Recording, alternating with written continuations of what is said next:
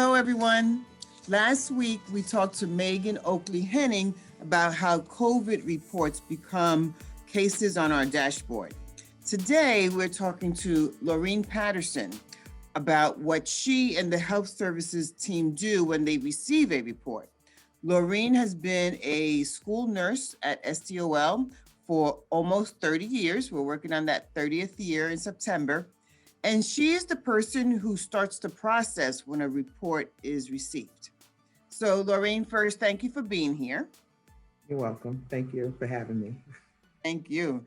And so why don't we start with what happens, what does it mean to receive a report?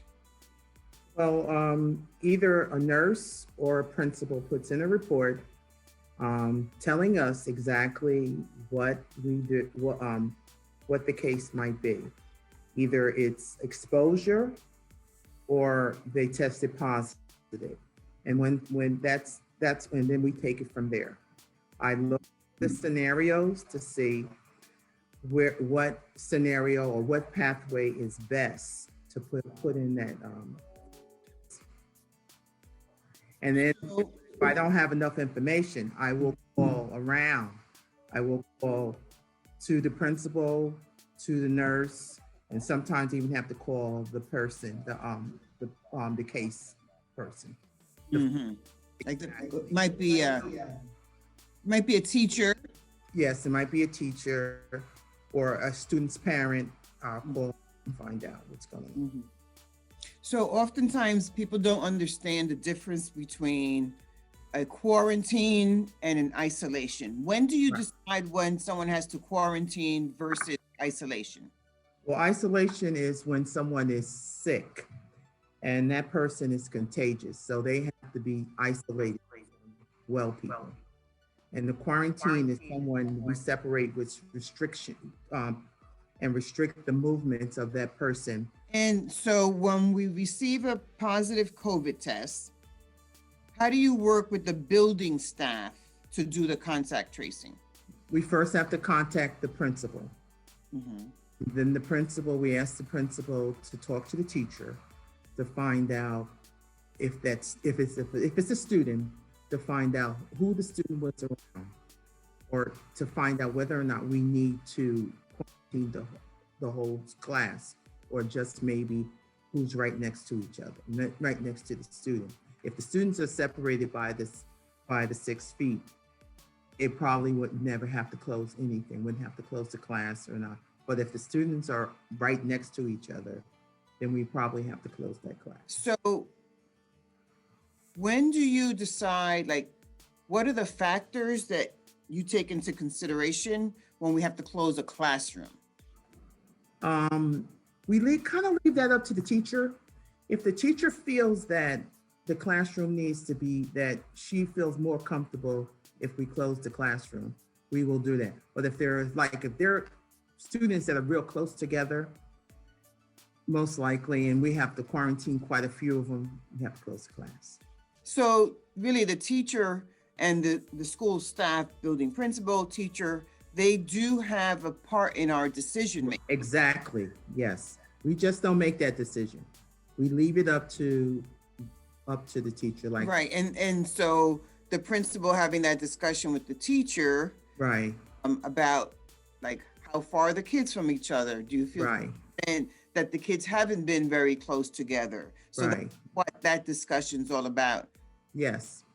I think that's great because it really helps us understand every school is different, every classroom is different. Right. So it's important to get the input from the principal and the teacher to say, I feel secure that my kids have been social distancing, and so I don't feel a need to close my class, or maybe it's the opposite. Right, exactly. Yes, exactly. Well, I think that's great that, this is a big process. It's not just you read a report on a paper and that's it. You and the health department really do a lot of work before a decision is made to be sure that it's in the best interest of everyone. Yeah, I really look over those scenarios and, and if I feel that I had a case this morning and I didn't feel that the student needed not to be in school. It was the parent, but I just explained to her that, she was exposed. It was not the student. So he could have been in school. Kept him home because she felt that because she was exposed and she had a test, that's why she kept him home. Right. There are a lot of people who don't understand sort of what the CDC guidance says about, if you're exposed doesn't necessarily mean everybody else is exposed. Right, exactly. Right. And what happens when we do get that positive result? So let's say someone's quarantining and then they go take the test and you get the positive COVID. What happens then? I changed the scenario to put them as positive. That will keep them especially family members. If like a parent is positive, kids will have to quarantine for 20 days. But if they do test the student and the student becomes positive, then that cuts the student's time down to only 10 days. We change it to isolation instead of quarantine. That's what we're keeping really good data around quarantine versus isolation versus right. Is it a family or a staff member? It seems to me like what you're saying is we keep really good data in helping us make decisions. Right, exactly. We really do. Make sure I change when I hear a positive, I get right on the board and change it. And then I call the nurse or the principal, whoever it might be, and let them know that there's been a change in the time length for the student to be out or the teacher to be out. Then that's, I automatically do. Good. That sounds great. I think that our staff should understand a little bit better now in terms of the amount of work that goes into making a decision. It's not just reading a report, as you just shared with us. It's a lot of work that goes in there to make sure that that we know whether it's a quarantine, an isolation, who's been exposed, who has not been exposed. So I really appreciate that because I think that will make people feel better now that they understand the process. And I don't mind them calling me. If they will have some questions, they can call me at any time. I do not mind that. I answer questions all the time. So. What's your number? Okay, I got to tell you that 82719.